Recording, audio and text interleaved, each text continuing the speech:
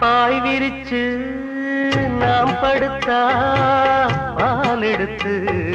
வாடி உள்ள பல கதைய பேசி புட்டா பசிச்சிருக்கும் நெஞ்சுக்குள்ள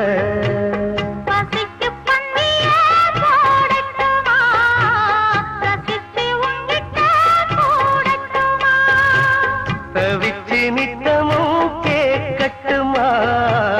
குடிச்சு கையில சேர்க்கட்டுமா